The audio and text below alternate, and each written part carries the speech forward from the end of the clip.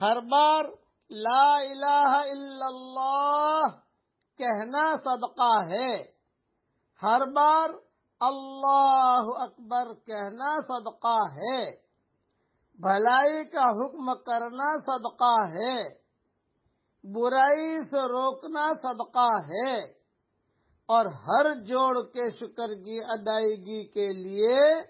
چاشت کے وقت 2 رکعتیں پڑھنا کافی ہو جاتی ہیں۔ یہ صدقے کی ساری ترتیب بتائی رسول اللہ صلی اللہ علیہ وسلم نے۔